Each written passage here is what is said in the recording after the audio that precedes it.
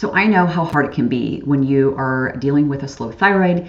You may or may not have a thyroid diagnosis, but it's really difficult when you try to figure out what things you should eat, what you shouldn't eat, what lifestyle factors can affect your thyroid. So I'm going to go over with you some of the things that I personally have found that can drastically affect the health of your thyroid and give you some tips on what you can do. If you could do me a very big favor though, first, if you could go ahead and subscribe to my channel and then hit that bell so you get a notification whenever I release a new video every single week. So I love talking about this. This is a lot of this information I'm going to give you today is stuff that I personally have done that has helped me on my own thyroid journey and things that I absolutely recommend to my clients. So first and foremost, the biggest thing that I want to get across here is that everyone is very, very different. So some things might work better for other things. There might be other areas, specifically with lifestyle things, that you need to focus on more than someone that you know that also has the same diagnosis, like hypothyroidism or Hashimoto's or something, some other thyroid disease condition.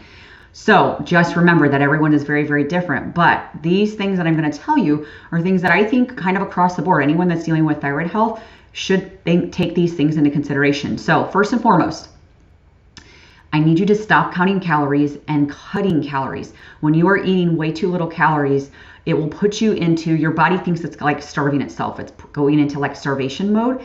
And when that happens, it is going to slow down the production of thyroid hormone because it's going to try to slow you down because it thinks you're starving itself. So it's going to try to preserve everything. So be very careful with cutting calories and eating too little.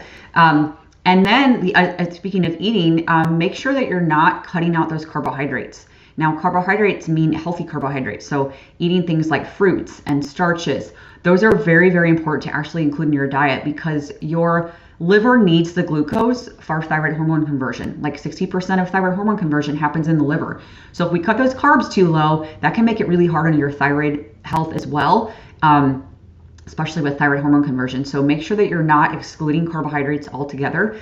And then keep in mind when you're exercising, you have to listen to your body. Don't kill yourself with cardio. That long duration cardio is very, very hard on the adrenals, and in turn, it makes it really hard on the thyroid. So be careful with your exercise.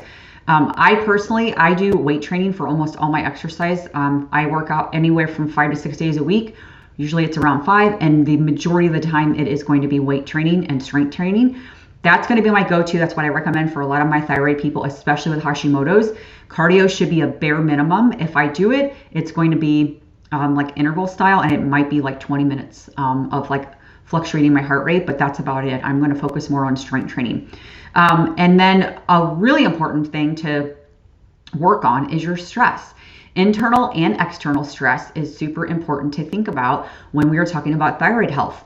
If you are under an immense amount of stress, it's going to make it really hard for your body to actually make more thyroid hormone and to convert into active thyroid hormone, your T3, because again, it's going to try to protect itself. It's going to try to slow you down. So you have to really focus on anything you can do to manage your stress. Everyone's very different with how they manage their stress, but really important to kind of think about how you can manage your stress. And another really, really important one that I think does not get talked about enough is focusing on what can you do to exclude environmental toxins. So the more toxins you are exposed to, the more that your body is going to absorb those things, and the more that your thyroid can take a hit from it. Some of those toxins will affect thyroid hormone conversion. Some of them will affect how your body is producing thyroid hormones. It can affect how your body's actually using thyroid hormones. So be very mindful and very careful of environmental toxins. It's a huge, huge factor to consider. For me personally, I have cut out pretty much anything that I could possibly cut out that I can control, and used chemical-free and toxin-free products. You walk outside, you cannot control every single thing, but I can control what makeup I use. I can control what skincare I use. I can control, what cleaning products I use. I recently have been talking more and more about a beauty care and skincare line that's called Crunchy. They're phenomenal because they have no toxins and they actually work. And there's a lot of research backing them of how they are toxin-free, they're chemical-free, they're safe, and they actually work, which is the beauty of them, because there are a lot of toxin-free products out there that are beauty care and skincare and they do not work very well. I can say firsthand that I really like these, and I can actually drop a link below. If you've never heard of them or seen them before, check out the link. Go browse on their website. It's pretty incredible. And if you've never ordered, you actually get $10 off your first purchase of $50 or more. So if you go through that link. So it's a great way to kind of start that process. I love them. Brands Basics is like a cleaning products and laundry detergent, things like that I use. That's another really great way to start trying to get away from chemical-free products or chemical-laden products around your house. I use Fontana candles for any candles or for like room spray and scents, things like that. That all adds up. So it's a really great way to start kind of progressing to having the least amount of toxins coming into your body that you can actually control. And another really important thing to also consider that is pretty important for thyroid health is what food you're eating. So if you're, eating a lot of inflammatory foods, that's very hard on thyroid. It's really difficult, especially with Hashimoto's. We need to cut out those inflammatory foods. So cutting out things like gluten, sugar, soy, dairy for some. A lot of people have a really hard time with dairy. Those are inflammatory foods for a lot of people. And if you have Hashimoto's and hypothyroidism, you really are going to have a hard time with them. So I would be very careful with those. As far as the eating goes, start thinking about eating that perimeter of the grocery store: meat, proteins, veggies, fruits, starches. Those are going to be your main sources of your foods.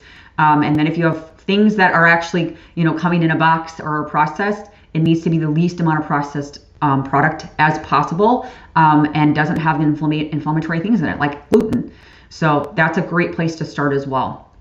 So as a recap, some of the biggest things that I would start working on is make sure that you're eating enough calories. Don't calorie cut too much. Make sure you're getting enough calories and food in, and make sure you're actually eating carbohydrates, getting good carbohydrates in, like fruits and starches. Those are very, very important. Make sure that you're, when you are exercising, that you're not killing yourself. Start focusing on weight training and strength training. That's a great place for exercise. Work on managing your stress. Manage your stress however you can. If that includes like meditation, listening to music, going for a walk, whatever that is, start working on managing your stress. Start looking at how can you reduce the exposure to environmental toxins. So it could be beauty care and skin care. It could be household products. It could be like the candles that I mentioned, anything like that to reduce your exposures to environmental toxins. And then lastly, start looking at getting rid of those inflammatory foods. A really, really important one that I think gets overlooked as well. So I hope these tips helped you. These are the things that I did that worked amazing for me when I was on my thyroid journey, and I haven't had any thyroid symptoms in 8 years. I'm very, very grateful and very, very lucky, but it was a lot of work to do that. So these are some tips that I think would help you on your own journey. And then I have some links below where you can go look at like Crunchy is one that I use. Fontana candles is another one that I use for, toxin-free and chemical-free candles and room sprays and things like that. So there's some links that you can go check out some of the products that I actually like as well. And then if you have questions, definitely reach out and let me know. And I will see you in the next video. Bye.